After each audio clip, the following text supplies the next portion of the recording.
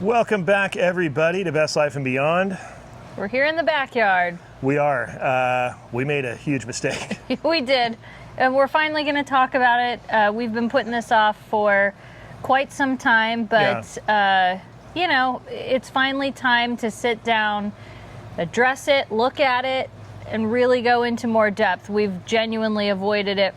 We wanted to do this, honestly, how long ago? Like 6 months ago, maybe more. Yeah. It's time to face the music. We tried to make it work. We really, really tried, and we'll go into all that.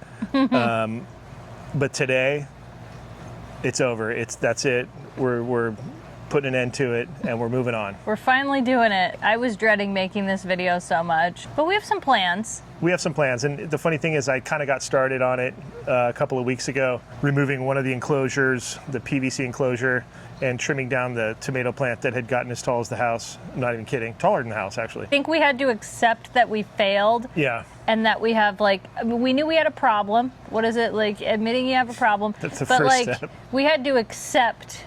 And it was like, I don't know. It was really, it's sad. Well, we put so much love. Because it wasn't, sorry, it's hot, I'm sweating. If you notice, I'll start sweating through my shirt probably very soon. But Greta's here to console you. Thank you, Greta. It wasn't necessarily failure as much as it was, it kind of changed shape. What originally was, hey, let's do a vegetable garden and, you know, reap some of the benefits of having vegetables grown in our yard and the fun of it, the science of it. Well, it turned into something totally different. And so that's why we had to just say, nope, and not so much a failure as in we need to call it quits. And we made change direction. Yeah, we did make a mistake though. Well, there it is, you guys, the sad state of the old veggie garden. All that's left are some remnants of the tomato, which was producing just prior to this. The thing was huge. We might keep, just see that little bottom part. I might just keep that and get rid of this. Who knows? But you can see everything we just let it all go because it wasn't being enjoyed by us. All the critters were eating it, which was fine, but we were spending a lot of money in water and fertilizer and all sorts of stuff to just feed critters. I'd rather just put out some feed if that's what I was going to do. You know what I mean? It just didn't seem, that wasn't what we wanted originally. So that's what that looks like. This is the corn over here, which we were super successful with. Surprisingly, we didn't think that it would work in this small of a space because corn has to be grown together, has to be grown in, like, you know, at least, you know, I don't know, 6 or 12. That's how they pollinate. You know, there has to be other corn around. So it worked. We grew corn, but it all got eaten. I wish I could speak rat or mouse so I could get a review on how tasty it was. I mean, clearly it was tasty. They were back. They ate all of it, down to the stalks. I mean, this is how we left it, how they decimated it. Right there, look at it. That was an ear of corn. That was a successful ear of corn. They were little, but they were there. The kernels and everything was awesome. Well, for science. We did it for science, you guys. Now, going forward, probably going to tear down that ridiculous enclosure that's falling apart anyways, and probably turn this into a really nice just garden, you know. We're talking about putting like window box, like a planter under the window, maybe, you know, frame out the windows so they look nicer because they just look kind of janky, and you know, create that look. I actually have some mock-ups that I did on Gemini that I can show you guys here. Here's one right here. Kind of cool, right? It gives us an idea, you know, and you can tell it like the region, so it can, you know, suggest the correct plants and all that, and tell it, you know, hey, this is full sun and blibbity blah, you know, the AI prompt, you know, you guys I'm sure are familiar, but this is what I like using AI for, is coming up with stuff like that and just getting ideas. I'm not going to copy that. Even if I tried, I probably couldn't, but it just gives you an idea like, oh, interesting. I never, you know, thought to put that over there, or a fountain here, or whatever. So that's where our head's at with that part. and what we're going to kind of go for, you know, as of now, because we figure all that we have against us now is just like if we didn't water it or something, and we have automatic sprinklers. So I don't think the critters are going to want to eat the flowers. I don't think, and we're not getting edible flowers really. So anyways, that's the plan. I wanted to share it with you guys. And then going forward, as we do it, we'll take you on that journey because it'll be fun. I'm ready to go to the nursery and, you know, get all those things and get them going because I'm tired of looking at it like it is. All right, we're back under the pergola over here in the shade, which is nice. You're probably hearing that fountain in it. I don't know. Oftentimes it comes across really weird on the microphone, so I just wanted to start off on that and go, that's what you're hearing in the background. Everything's doing good over here. We just got some couple of new lantanas that you see there that we're gonna plant somewhere else. This is like the way station for either plants that we don't know where we're gonna put them yet, or injured plants. This is the land of misfit plants over here because it doesn't get blasted by the sun too much. It gets a nice little morning sun, and then, believe it or not, that fountain provides like kind of a misty zone in here. Like there's a little microclimate from that fountain, believe it or not. That's why I tuck all the plants kind of near the fountain when it gets hot, or if we leave town, I tuck everything into there and it survives because there is a mist happening and a splash and all that kind of stuff. So, you know, little hack I do. I mean, we have sprinklers too, but I don't, you know, we can't run water all the time. It's too expensive. All right, Katie and Greta are chilling at the table now. Mm-hmm. We got a new plant the other day. This one's nice. We thought, she pretty? Let's just put it there. It was on sale. Yeah. I think it was like $10 or something. $10 or $12. And then these were cuttings, by the way. Little things. Both of those succulents, and now that one on the right is massive. Tiki Joe, as he is referred to and named, all the way from Malibu, California, here to protect the backyard and all its barbecue endeavors. And we just got this the other day. Yay! This was so crucial because, as you can see, the sun is blasting behind there, and it inherently will come in here and, you know, take us out at about 5 o'clock. Yeah, it's bad. And you can't be back here. No. And we want to spend more time back here because this is our second living room. We love it back here. Yeah, and so this was a good thing. Now, I had to offset it for a couple of reasons. The planter, for one, and then the sun does like when it goes down, it kind of arcs like into here. So I guess I could have centered it and it would have been fine, but I was just worried. I was worried. Yeah, no. So I played it more to that side. Because I want to be able to, like, if we put more plants right there, I want them to have room, and Which we're going to. Yeah, I don't want. I didn't want it to cover the whole thing. That would make me not happy. Correct. By the way, that tiki right there is an original Oceanic Arts Leroy special. Leroy Schmaltz, I think was his last name, or I believe, but Leroy was the guy that carved those down there. Back when I lived in, this is Los Feliz era, I drove down to Whittier. It was 2 days in a row. I'll tell you the story. I drove down there one day. It was like, I think it was a Monday, and they weren't open, and I didn't check. And I just drove down to Whittier, and that was far from where I was. And so I came back the next day and browsed around a bunch. I was there for a while and ended up leaving with this guy. And then I think something else. I feel like there's something else. I have like a smaller thing or something. But you know, long before they closed and all that stuff. And yeah, it was $400, $450 maybe. I threw it in the back of my 1986 Mercedes 450. Jeez. Took off back to Silver Lake.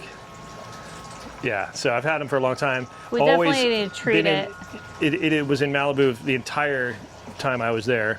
And he protected us during the fire. Yep, he was there during the fire. Yeah, holding it down, and you can see the wear. Yeah. It's starting to. I need to do a treatment on it, as it took a beating on the ocean. But you know, it's kind of got character, I think.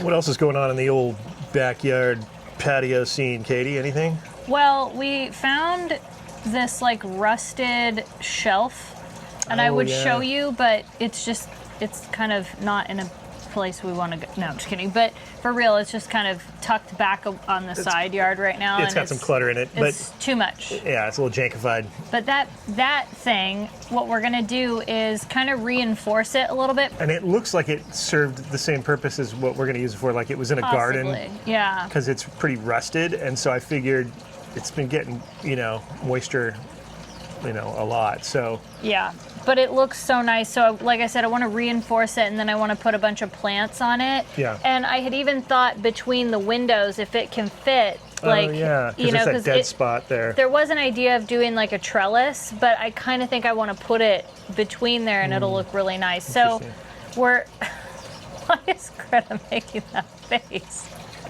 Hold on, so you can see it. She's like smiling. She's hot. Are you hot? It's pretty warm. Yeah. Maybe we'll go. Maybe you could put her in the house. Okay. Real quick. By the way. Say bye, Greta. Say bye. We've been using this bug spray. We forgot to get more of the other one that we were getting over in Costco. It's kind of the one that's more like mint and eucalyptus. But I have to say, if you can't get it, this one's great. We got like a 2-pack. And we still spray like regularly out here for mosquitoes, like in a non-toxic way. It's a mosquito squad, I think it is. But it's been so humid lately, it's hard to control when it's a perfect storm for the bugs. They thrive. Yeah, it's so weird.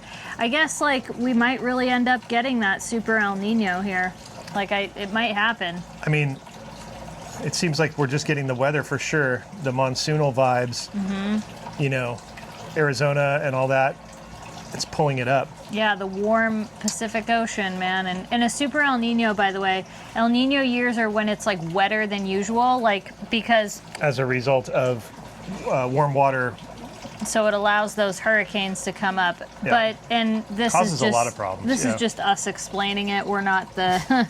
We're not the best. That's just to our knowledge. We're not weather people, but in living in California, you start to understand if you're a surfer and or a skier, snowboarder, you rely on knowing what weather does, and so therefore you start researching what causes it. And so inherently, '83 was a big El Nino year, and there was huge surf all the time, and wasn't it in the late 70s that there was a super El Nino? Probably. Like that was the last time there was a super one. Maybe it was then, but I know like the Huntington Beach Pier got destroyed. That might have been '83. Okay, maybe that was it. Yeah, that could have been it. I'm not sure. We don't know for sure, but you can always Google it and see what you come up with. Bottom line is, it causes havoc, and not necessarily snow, but just a lot of moisture. So we'll see. We'll see what happens. I mean, you can't predict weather, but you could kind of pay attention to trends and patterns and go, hey, it's setting up like 1,000 of these other things set up. You know what I mean? So we will have to see. Yes. But back to our garden conundrum. I mean, it's not really a conundrum. It's our garden failure. Our garden failure. I mean, it's weird because we succeeded in the way that we did produce fruits or vegetables. Tomatoes are fruits, right? So yes. Fruits and vegetables. We did technically that worked, right? We got carrots. Right. We did peppers. But the overall mission failed. Yeah. Because the idea was to be able to. And there were a few seeds that didn't work. Right. And that's to be expected. Right? But maybe it was a zucchini we didn't get. That didn't work. Or was it? I don't know. No, I know we got squash. That worked. The beans, the string beans or whatever. Didn't you do some sort of... Oh, no, those worked. The string beans worked. I'm trying to think. I feel like everything actually worked. If there was anything else we planted. A couple of the tomatoes didn't really work. Yeah, the yellow ones. But I feel like we were planting them too close together, and maybe they were fighting with each other because we put that large one in there, and I think it dominated. It's still there, the beefsteak. The beefsteak was beefy. So... Yeah. I mean, like I said, it was a failure in its overall mission of being able to sit at the table and go, hey, we grew this and blibbity blah. But for science purposes, we did the thing. We just didn't know that we were going to be doing it for the critters and not us. Yeah. So that's where the failure Which kind of makes me happy a little bit. Like, I'm not going to lie. The berries, we grow those boysenberries. Oh, did we just get barked at? Somebody's angry that she's being left out. All right, I'll let her back out. Oh my goodness. Hold on, I'm turning this around. Can you see her? Yeah. You want to come out? Okay. Okay. Come on. Oh boy. Upset. All right. Someone forgot me. Okay. Oh my goodness. Hold it. Jumping up. Okay. You were getting too warm. We just wanted to make sure you were nice and cool. Now you're all hopped up. Yeah, look at you, Greta. Okay, sorry for that mild, brief interruption, Greta. It was a Greta interlude. That's all it was. Hold on, let me help her across. There you go. All right. She wants some mom time now. Yep. So yeah, I mean, I think I'm excited about going forward because I think that now there's no question that we can like grow things. I think the question is like we got to grow things that don't want to be eaten or attacked. You know what I mean? Like, I think the only thing we have to worry about now is like bugs. Yeah. Because we do have issues with that with like our roses. I get aphids and also with our plumeria and stuff. So we're gonna start doing some research. Well, we have started to do some research, and I did find. And I did order a package of some zinnias, like some California, like they're good for our zone. I think we're in zone 10A, 10B, if I'm not mistaken. Also the ones that we had in there, the orange ones. Lantanas? No, the flowers. I just looked it up too. Oh, marigolds. Marigolds. Those do okay here. They do okay. Yeah, they didn't. Yeah. I feel like Lantana performs better. Lantana really performs great here. I think also because it's kind of drought tolerant in its form. I think, yeah. But We're not experts. We're not experts, but we... But I think it's going to be fun. So then we have our corner. That's something we're going to be doing too, and we had talked about putting a fountain in, like building a deep water kind of fountain, putting some like flagstone and...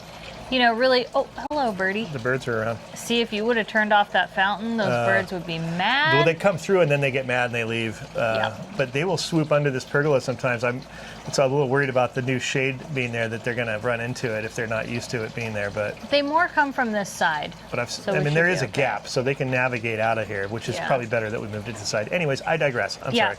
We're going all over the place. But the point is, so we need to. We want to work on these things. So a question we want to ask you all is, would you want to watch this stuff on the channel? Do you enjoy seeing it? We're leaning towards we want to do it, but I think we both would like to hear, would you want to go on this adventure with us? Into the backyard, patio.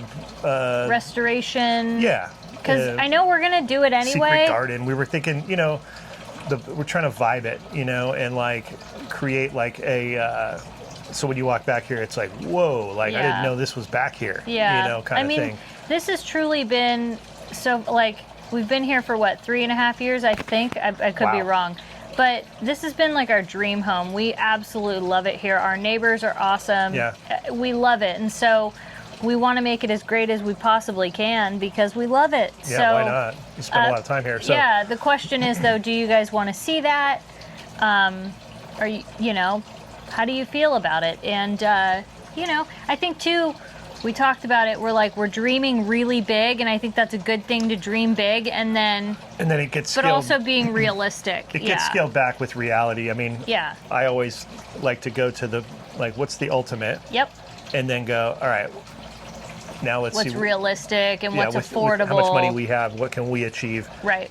To its fullest, because that's the only way to gauge it and to get the most, I think, for your money, and your time and your effort, and your skill set. Like we're also not skilled landscapers. We're pretty amateur. So I mean, my dad, built houses and is super like adept to like all artistic that stuff too. And artistic. Yeah, so I have a little bit of it. is he taught me some stuff, but I'm just naturally, I'm not as good at. I'm just okay. I'm just, I'm kind of self-taught in certain things, and like I said, my dad taught me to do drywall, and he taught me how to frame and stuff like that back in the day, and we built a little mini house together, like a little standalone little house. But don't you think it'd be fun? The way I'm looking at it is like we can kind of learn, and then I think because it's outdoor, on like some of the things, the thing about nature that is so great is that it is imperfect. So like putting flagstone down as the paths that we're talking about, you don't want that to be bricklaying perfect. You want that to be, that's kind of the appeal I like, is I like some of that. Well, I like where you messed up. Yeah. I like that because that adds character. Yeah. So that's, to me, that's how I feel. And I think it's our place. A lot of times, because we do this, we approach it from an artistic standpoint, I think. And so art is all about mistakes and like going, hey, that's actually not a mistake. That's cool. It's beautiful. Because that just happened. Yeah. And there's value to something just happening naturally and going, hey, I think that there's beauty in that. We shouldn't overlook that and try to keep going back to this rigid form of whatever. So yeah, we're thinking of doing something cool like that over there. Yeah, I think we'll start with the flower bed. Yeah, and the flower bed's going to connect to it because it's kind of it's like one of the borders of it. Right, we're going to start there, and then one of our neighbors grows pumpkins. So that is something we've kind of talked about because he even saw it like watching one of our videos. Which was funny. That's how we actually found one another, as he saw our video. He's like, wait. Yeah. Point is, we had talked about maybe doing like a little bit of a pumpkin situation in a little section too. So we'll see if we can do that. We're still trying to evaluate. But for now, I don't know if we have time now, if it's too late. We'd have to ask him. If you're you could text, find out. Yeah. It is something, but we have the boysenberry bush. Our roses, they're not doing too great either. Like, they're okay. I'm gonna be honest. I think they're just getting attacked by bugs and stuff like that. Yeah. But we have just a lot of work to do. There's a lot going on. There's a lot of space. Then there's the front. We haven't even talked about the front. That's a whole nother. we got to start with the backyard. We do have a front courtyard. Yes. We have like a 2 courtyard situation. Yeah, it's rad. It is. We got the fountain in there. Yeah. I just have to. I'm not going to run the fountain with water. We've decided we're going to put some like. Here's the thing with that. It worked and we got it working, but it splashes out. The birds come in. And so you have to refill that thing constantly. Yeah. And I don't know, it's just not practical. It's like the wind was getting it, the birds were splashing around, and we love that. Yeah. But I'm gonna just do a little bird bath for them there versus that giant. It's a big fountain, so it's one of those wedding cake fountains, like huge. It's like a 4-tier, 5-tier. Yeah, standard 5-tier. It's special because it was my grandma's from back when I was a kid, and then it went to my mom and stepdad's house, and they were like, you know what? We don't really need this anymore. And I'm like, we want it. So I love anything that your parents or my parents get. It means so much to me. Well, you've already done that to one of the fountains that was here. Yes, there was a fountain here when we bought the house. Nice existing fountain that Katie did a succulent garden around it. It's going crazy. And you have another one back here. Yeah. So she's done 2 fountains already like that. Mm-hmm. I love that, like the cottage garden look. Yeah. I mean, we can't do too much of that because again, it's kind of, sunny all year round here. Yeah. So succulents just tend to do better. Yeah. And we have a lot of varieties, so. But when I told people that the fountain that I'm talking about, when I told people I was going to just fill it up with plants, like people looked at me like I had 5 eyes on my face. They were like, why would you, what? Like, it's supposed to be for water. I was like, just trust me. And now, how good does it look? Yeah, it looks good. I like that look, See? I mean, if you can't use it, for one thing, it's better than it just sitting there. And it's beautiful, too. I love it. If you can't use it for water. I want to get an antique, like, wheelbarrow, like, really badly so that I could fill that with flowers overflowing. Like it's tilted over and it's like spilling out. Yeah, maybe even not even if it's just sitting there, but it's kind of like got a busted wheel. Well, you know what I saw? That's the look I like. Hello, Birdie. When we were in Long Beach, one of the thrift stores had an old 10-speed bike And I was like, oh yeah, then there's the antique bike Yeah. look where you I let it love rust that, out too. and the garden grows around it. And I love I that. think that place we went to in Cambria had like a bike Oh, you're right. Yeah, I think so. built into this little thing they had going on with all these plants intertwining and like, like a wagon wheel and like, there's like certain elements that work like that it looks like it was active at one point and it just fell apart and nature just kind of took over and I love it. became, So total side note, but the bird just flew right through. Oh, so he did it. He went So you weren't kidding. Okay. So that means my instinct was right, your instinct was right not to cover the whole thing. Thank goodness we didn't even think of that part. You have to trust your judgment. Those sometimes. guys come through here at top speed, and we don't want them to have to stop doing that. This is a really cool zone for them to come in and they get their bath and they cool off and so. Yeah. And we'll see them from inside the window. You see them in the bird bath going nuts. Oh yeah, that's what I love too. I got that. We got the hummingbird feeders. I got to refill those. But yeah, so we finally showed you. We were, like I said, we were kind of dreading doing this, but I think we wanted to wait till we had inspiration and a plan. Yeah. I think that was a big part of it that we were dreading, because it's also kind of like sad and I would say it's embarrassing, but it's not really, because it wasn't, Yeah. that's life. I think it's real. Yeah, no, I mean, it wasn't for a lack of trying or effort or any of that. And even when it started going south, when we started realizing, oh man, things are getting eaten or whatever, and we tried to get a hold of that, we tried for a while. Yeah. And then it got just like nothing was working. Well, again, and we have strong feelings about hurting. Yeah, it just nature. didn't make any sense to me, and this is bothering me. There we go. Yeah. It didn't make any sense to me to do that, really, when I could just go to the store and buy a tomato. So that's the garden update. The long awaited. I feel bad for making you all wait so long. Yeah, we just didn't really have a lot of time, and then we were like, well, when are we gonna actually like commit to doing something? Because I didn't want to talk about it unless we had a plan. Yeah. Because we also needed to get this under control here, like a better table, and we had to save up for this. Again, it's not like stuff is cheap. It takes a while, and we save our money, like we do, we do, and we had to wait for the sale. So it all worked out. It was, the timing was great. But thank you for watching, you guys. Thank you so much. We appreciate it. We couldn't do it without you. And our next couple of weeks, we have a lot of fun stuff happening, so stay tuned. Make sure you're subscribed. Thank you to our Patreons, our members. We do have members. Yes. And you for watching. We will see you guys next time. Best Life and Beyond from the backyard. Hopefully we can get it together. Stay cool. I will. All right, bye-bye, everybody.